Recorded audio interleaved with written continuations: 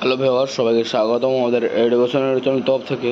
আজকে একটি ছোট্ট আপডেট নিয়ে আলোচনা করব। অনেকের লক্ষ্মীর ভান্ডার অ্যাপ্লিকেশনটি চেক করছিলে, তো দেখাচ্ছিল নট ডাটা ফান্ড। ঠিক আছে, এই সমস্যাটি সমাধান হয়ে গেছে। কীভাবে সমাধান হয়েছে, কীভাবে তোমরা স্ট্যাটাস চেক করবে, চলো বিস্তারিত আলোচনা করব। তোমরা অবশ্যই যারা আমাদের চ্যানেলে নতুন রয়েছে তারা অবশ্যই সাবস্ক্রাইব করে দেবে, এবং যারা সাবস্ক্রাইব করে দিয়েছে তাদেরকে অসংখ্য ধন্যবাদ। ঠিক আছে, আর প্রচুর পরিমাণে ভিডিওগুলো শেয়ার করবে, যারা প্রত্যেকজন আমার এই ভিডিওটি দেখে প্রতিটি মানুষ তার উপকৃত হতে পারে এবং তাদের যে সমস্যাটি সে সমাধান করতে পারে। সেই কারণেই আমার সেই উদ্দেশ্যেই ভিডিওগুলি করা। তাই তোমরা অবশ্যই আমাদের চ্যানেলটিকে প্রচুর পরিমাণে শেয়ার করবে, এবং যারা যাদের এই সমস্যা তুমি শুনতে পাবে তারা অবশ্যই তুমি বলবে যে সেই সমস্যার সমাধান কীভাবে করতে পারবে। মানুষের হেল্প করাই আমাদের কাজ, আর মানুষের সাপোর্ট নেওয়াটা আমাদের কর্তব্য। তোমরা অবশ্যই সাপোর্ট করবে আর আমাদের পাশে থাকবে। চলো শুরু করি ভিডিওটি।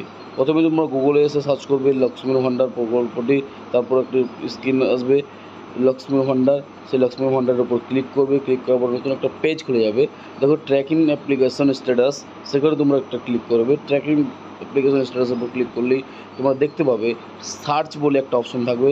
সেখানে তোমরা ক্লিক করলে অ্যাপ্লিকেশন আইডি, মোবাইল নাম্বার, আধার নাম্বার বা সার্টিফিকেট দিয়ে তোমরা যে কোনো একটার মাধ্যমে দিয়ে তোমাদের স্ট্যাটাসটা তোমরা চেক করতে পারো।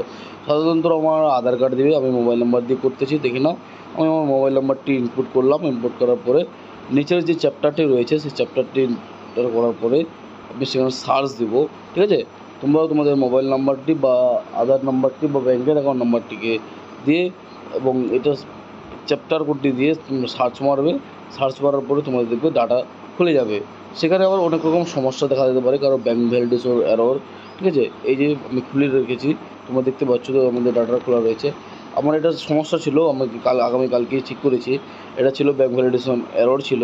সে কারণে আমি ব্লক অফিস থেকে এবং কি ডিএম অফিস থেকে বা ডিস্ট্রিক্টের থেকে গিয়ে আমি এই সমস্যার সমাধান করেছি। সেই সমস্যার সমাধানটা আমি কীভাবে করেছি তোমাদের নেক্সট ভিডিওতে বলবো। আর তোমরা যদি লক্ষ্মী ভান্ডার প্রকল্প তোমার ফ্যামিলিতে কেউ পেয়ে থাকে তাহলে অবশ্যই কমেন্ট সেকশনে জানাবে আর সমস্যাটাও জানাবে।